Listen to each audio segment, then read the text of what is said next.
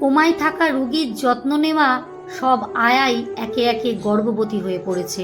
প্রথমে সবাই এটাকে কাকতালীয় ভেবেছিল, কিন্তু তৃতীয়বার যখন একই ঘটনা ঘটল তখন আর কেউ এটাকে সাধারণ ব্যাপার বলে এড়িয়ে যেতে পারল না। আর ঠিক তখনই ডক্টর অনির্বাণ সেন এমন এক সত্যের মুখোমুখি হলেন যা তার জীবনটাকেই বদলে দিতে চলেছে। ঢাকার একটি নামকরা বেসরকারি হাসপাতাল লাইক কেয়ার।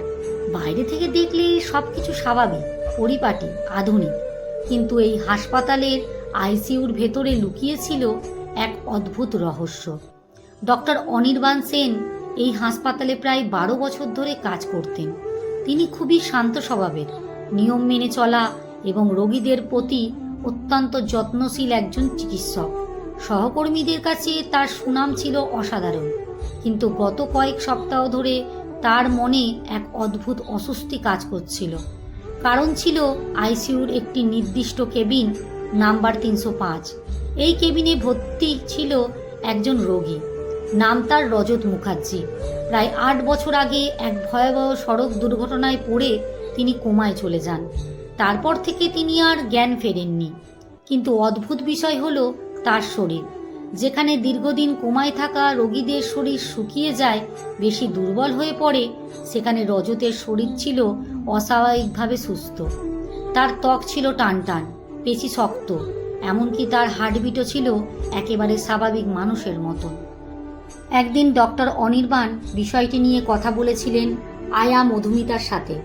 তিনি রজতের নিয়মিত দেখাশোনা করতেন। তুমি খেয়াল করেছ? অনির্বাণ নিচু গলায় বললেন। 8 বছর কোমায় থেকেও লোকটার শরীর একদম ঠিকঠাক আছে। মধুমিতা একটু থমকে গিয়েছিল, তারপর হালকা হেসে বলছিল, সব রোগী একই রকম হয় না স্যার। কিন্তু তার চোখের দৃষ্টি ছিল অন্যরকম, যেন কিছু লুকাতে চাইছে। অনির্বাণ বিষয়টি তখন বেশি গুরুত্ব দেয়নি, কিন্তু কয়েকদিন পর একটা খবর তার কানে আসে, মধুমিতা গর্ভবতী। প্রথমে তিনি অবাক হলেও এটাকে স্বাভাবিকই ভেবেছিলেন, কিন্তু তারপর আরেকটা তথ্য সামনে আসে। তার আগে রজতের দায়িত্বে ছিল আয়া রিয়া। সেও কয়েক মাস আগে হঠাৎ করেই চাকরি ছেড়ে দেয় এবং পরে জানা যায় সেও গর্ভবতী হয়েছিল। আর রিয়ার আগেও ছিল আর একজন আয়া, মৌ। সেও একইভাবে হঠাৎ চাকরি ছেড়ে দেয় এবং একই ঘটনা। 3 জন আয়া, একই রোগী, একই অদ্ভুত পরিণতি। এইবার অনির্বাণের ভেতরে সন্দেহটা শক্তভাবে গেঁথে গেল। এটা কাকতালীয় না, নিজেকেই বলতেন তিনি। তিনি বিষয়টা হাসপাতালের প্রশাসনের কাছে তুললেন, কিন্তু তাদের প্রতিক্রিয়া তাকে আরও অস্বস্তিতে ফেলল। ডক্টর অনির্বাণ, এসব ব্যক্তিগত বিষয় নিয়ে বেশি মাথা ঘামাবেন না। আপনি আপনার কাজে মনোযোগ দিন। কথাগুলো ঠিক ছিল ঠান্ডা আর কিছুটা চাপা হুমকির মতন। সেদিনই অনির্বাণ সিদ্ধান্ত নিলেন তিনি নিজেই বিষয়টা খুঁজে বের করবেন। রাত হাসপাতালে প্রায় ফাঁকা, শুধু জরুরি বিভাগ আর আইসিইউতে হালকা আলো জ্বলছে। ঘড়িতে তখন রাত 2টো। ডক্টর অনির্বাণ নিঃশব্দে আইসিইউতে ঢুকলেন। তার চোখ সোজা কেবিন 305-এর দিকে। দরজাটা একটু ফাঁক ছিল। তিনি ধীরে ধীরে ভেতরে ঢুকলেন।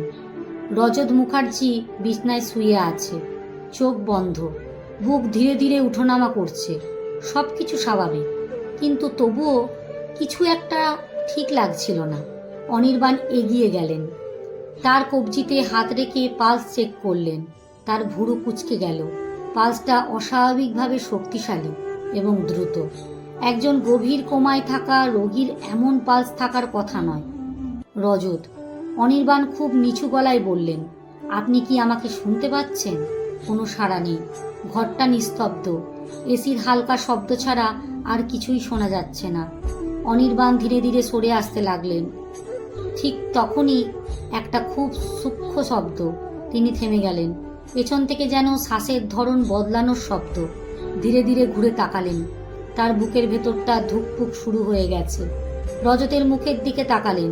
সব কিছু আগের মতোই, কিন্তু না, একটা জিনিস বদলেছে। তার ঠোঁট খুব সামান্য নড়ছে। অনির্বাণের গলা শুকিয়ে গেল।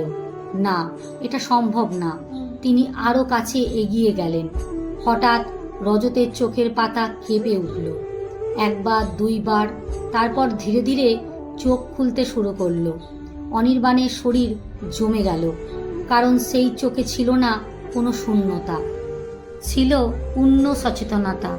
আর ঠিক তখনই রজতের ঠোঁট নড়ল, খুব আস্তে কিন্তু স্পষ্ট। তুমি অনেক দেরি করে ফেলেছো ডাক্তার।